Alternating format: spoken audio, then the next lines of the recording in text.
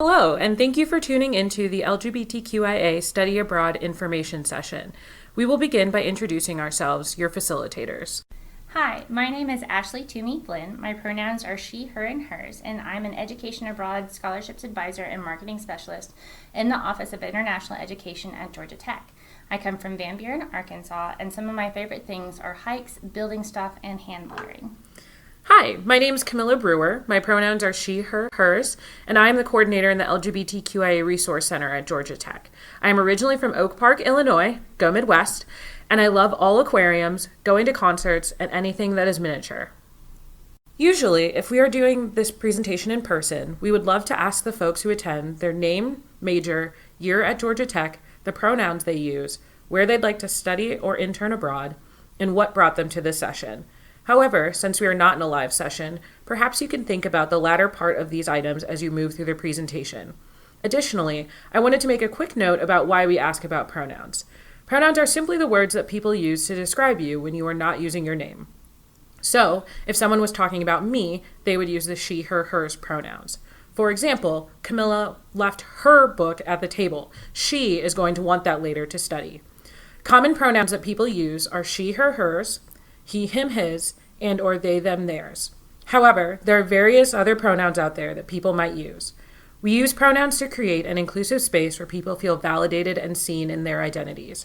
If you are interested in learning more about them, please feel free to contact Camilla Brewer. For this presentation, Ashlee is going to start us off with talking about all of the different international opportunities that students may take advantage of. These include study abroad, how to finance study abroad, global internships, and the international plan. To end the presentation, I will discuss various things to consider and questions to ask as an LGBTQIA student who is considering taking advantage of international opportunities. This session is intended to give you resources and information on how to select a study or intern abroad program, and isn't a time for us to recommend specific programs. If this is what you are seeking, please email us to set up a meeting. If you have any questions, please feel free to write them down and email either or both of us with those questions. I am a visual person and like to see where students can study or intern abroad. This map represents where students have studied or interned abroad in the past. During the 2017 to 2018 academic year, 58% of undergraduates had an international experience by the time they graduated from Tech. That's a pretty high percentage of students considering that nationally, of all the U.S. undergraduate students, only about 1.8% of students have an international experience by the time they graduated. Going abroad is a high-impact tradition at Tech, but like many things, there can be some confusion about what is open and available to students. This slide shows what is generally available to undergraduate students when they study abroad on a Tech program. One of the biggest things we'd like to point out is that students earn in-residence academic credit when they study abroad. This is important as there is the 36-hour rule. What this rule says is that Tech students must take their last 36 hours as in-residence credit.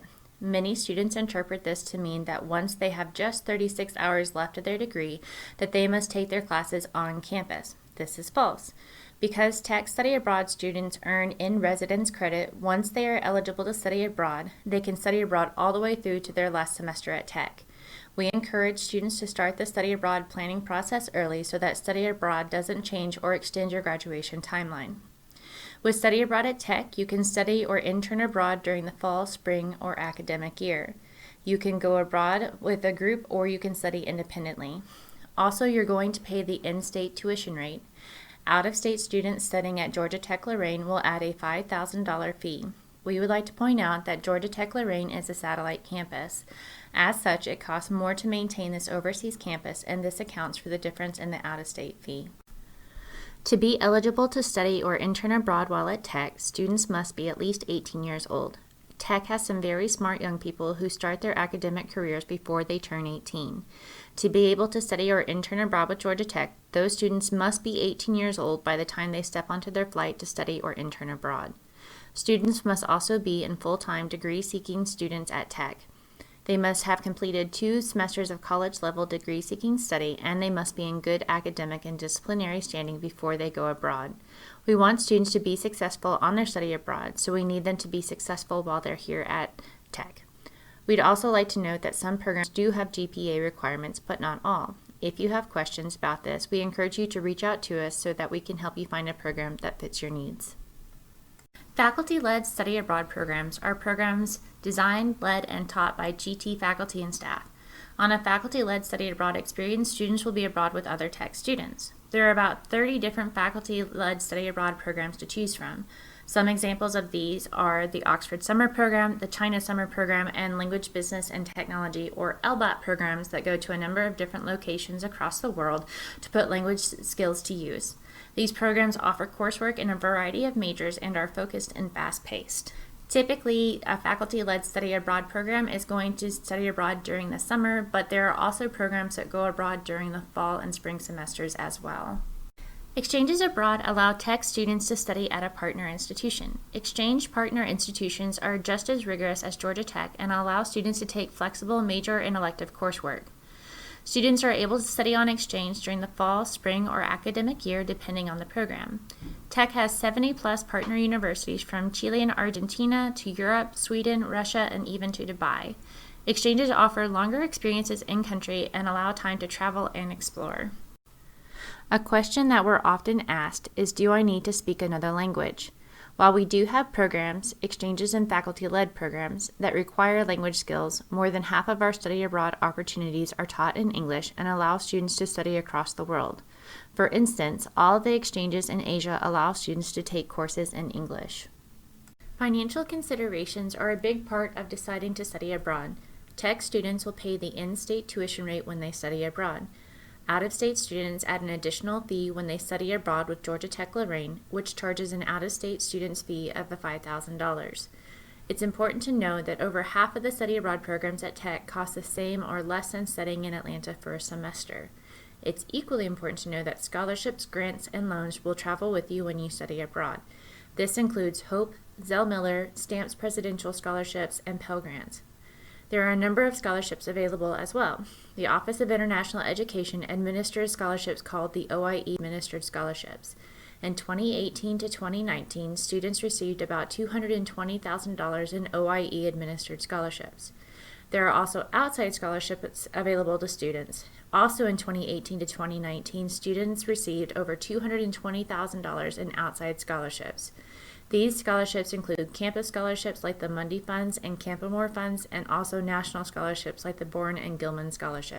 Global Internships, or GIP, is open to all students at Tech. Students are able to intern in industry, research, nonprofit, and startup settings.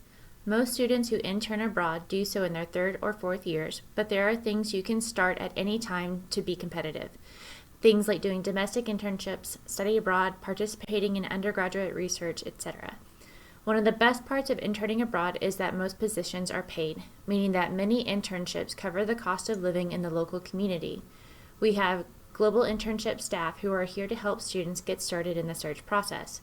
For students who plan to co-op, it is also possible to incorporate an internship abroad into a student's co-op plan. It's also possible to combine a study abroad experience with an internship abroad. In fact, there are numerous programs in France and Germany where students can study abroad for a semester and intern the following semester. The International Plan, or IP, is a degree designation. My favorite way to think about the IP is that it's an honors program for studying or interning abroad. Like other honors programs, it has requirements to earn this designation. To satisfy requirements, students should take 3 globally focused courses and a senior capstone course. In many cases, these are classes that you're already taking, but you'd enroll in the class with the global component. So instead of just economics, you take global economics. You'd also study or intern abroad for 26 weeks at a minimum. You can study on a faculty-led study abroad program or participate in exchange. You can also use a global internship to satisfy this requirement. You'll also acquire proficiency in a foreign language. If you've been studying a language for years, then you're able to use this previous language study towards the IP. As part of being in the IP, you'll naturally develop intercultural skills and a global perspective of your major. It doesn't cost extra money to participate, and if you aren't able to complete the IP, there's no penalty for not doing so. Choosing a program is a personal decision that's entirely dependent on your academic, professional, and personal goals. We recommend considering the following when choosing a program. What are your academic and professional goals? How can studying or interning abroad help you achieve these goals? What are the financial considerations? Does this program fit within your budget? Are there scholarships or ways to save to help you to afford studying or interning abroad? I highly recommend working with our office to help you sort out the financial aspects of studying abroad if you are at all unsure. Finally, what are your personal goals? Is there a specific place where you hope to study, or are you open to exploring all of your options? We are here to help, and we're happy to meet or connect you with other students who can share their perspective on studying or interning abroad. If you have questions thus far, please feel free to email Ashlee Toomey-Flinn about the study abroad opportunities. Now we're going to watch a brief video about being queer and being abroad. This video was made by the It Gets Better project.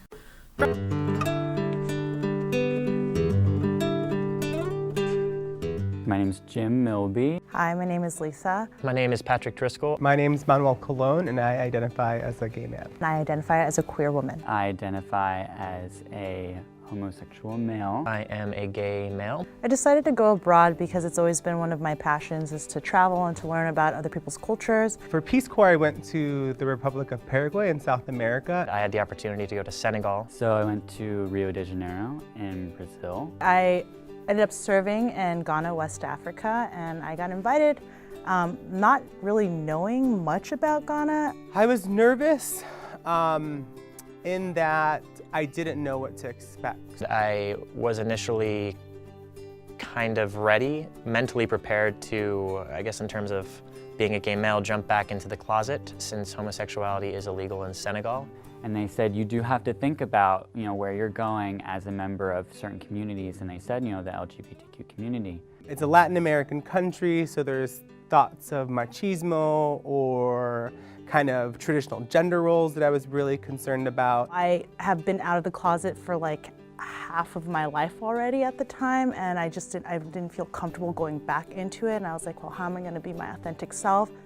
It ended up being not really that big of an issue since nobody talked about sexuality, straight, gay, nothing.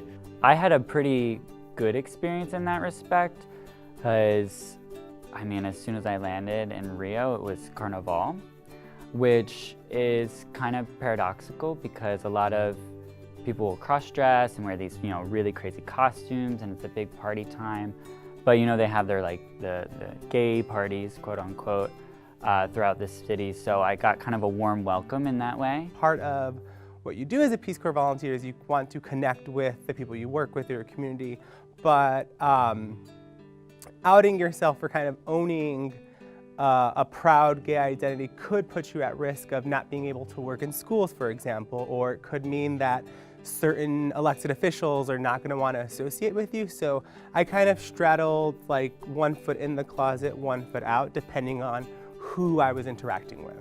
I probably was in the closet for like a day and a half. You're free to be who you are, and you meet a lot of host country nationals who are also very open, and they're like, that's cool, like, I don't think it's bad, and it's just always nice. But you do have to be a little bit weary about it. In one of kind of that consultation calls I had with checking out to see if Paraguay was going to be a good fit for me, I remember telling the person, hey, I can maybe not vocalize that I'm gay, but there's lots of my identity in terms of the way I dress or the way I act that might give that away.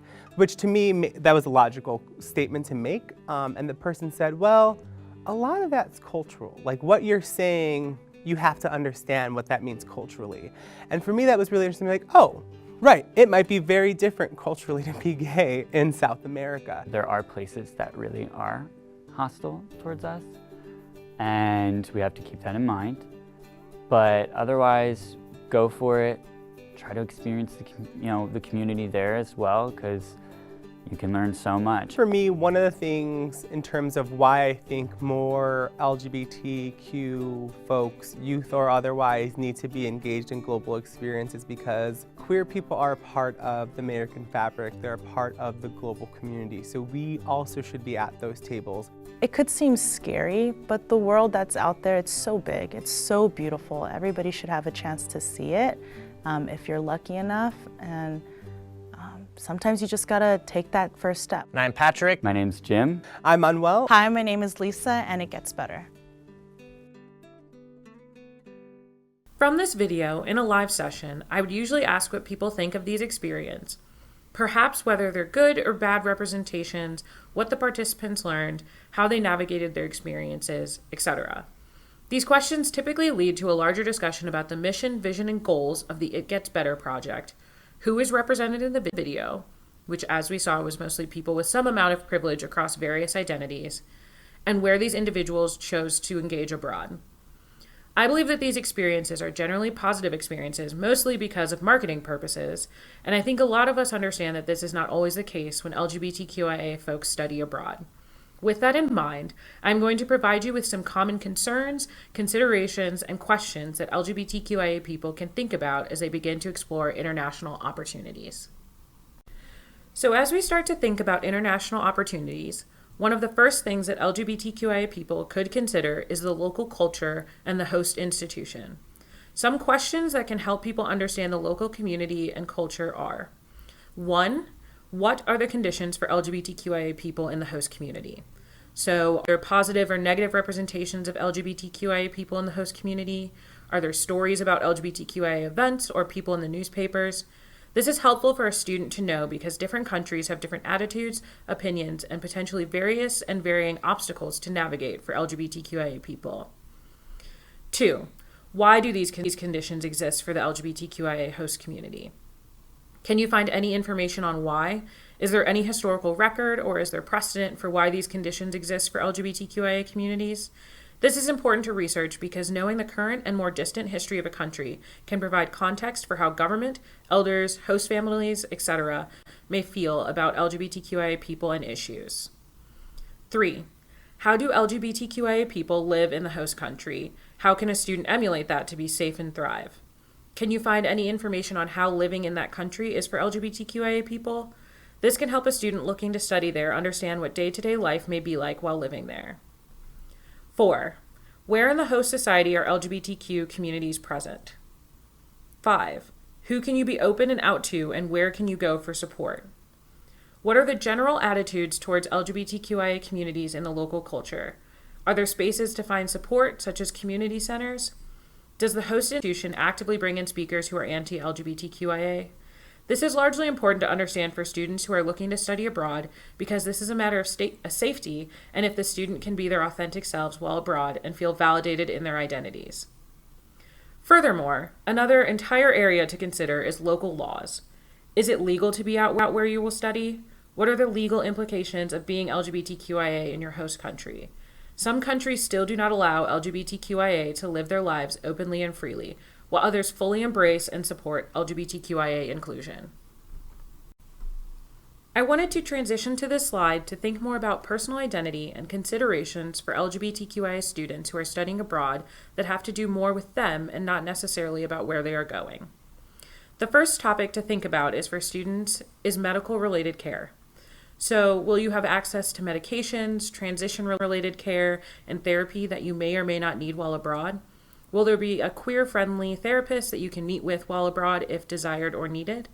If you are transitioning, how will that affect your appearance and/or your legal documents? These are important considerations for students because healthcare and access to medical and mental health resources may be limited and/or operate in an entirely different way than in the United States. The second topic to consider is documentation and identification. Common questions a student could ask are: do all of your legal documents match? For example, your passport, state ID card, license, health insurance card, etc. If they do not, do you want to legally change your name before going abroad, or are you okay with traveling under a name that you do not identify with? Do you appear or present the way you do in your legal documentation? If you do not, you may encounter issues at airport gates or with customs agents. These considerations, unfortunately, must be accounted for before a student leaves Georgia Tech because we want that student to be safe. The third and final topic I will discuss is regarding appearance. Will you present or be identified as more or less queer where you're going versus at home? When is it culturally appropriate or acceptable to come out? And how do LGBTQIA people live in the host country? How can a student emulate that to be safe and thrive? These are important considerations because a student may be targeted abroad based on the cultural understandings or lack thereof around dress, appearance, body language, voice, etc. After all of these considerations, we couldn't leave you without providing various resources to find out about host communities, and these resources will be linked below. To start us off, all Education Abroad staff have been safe space trained, which is a 4-hour course with the LGBTQIA Resource Center, focusing on understanding common terminology regarding LGBTQIA communities, understanding coming out processes, learning how to be an empowered ally, and learning about resources on and off campus to support LGBTQIA students, faculty, and staff. Additionally, we have various online resources here, and I will go through them briefly. Our first is a Human Rights Campaign International, which talks about advocacy work being done abroad. The second is the National Center for Transgender Equality, which maintains information and resources for travelers who are transgender. Next, we have the International Lesbian, Gay, Bisexual, Trans, and Intersex Association, ILGA, which maintains country-specific information related to legal rights and social climate for LGBTQIA communities. The next one is Rainbow Special Interest Groups, which provide resources for students studying abroad who identify as LGBTQIA, such as scholarships, a newsletter, travel information, and more. And finally, we have the Office of International Education and the LGBTQIA Resource Center web pages that have various resources for students. In live sessions, we would typically ask the audience questions surrounding what they have gained from the session, what new questions they have, and what they plan to do now.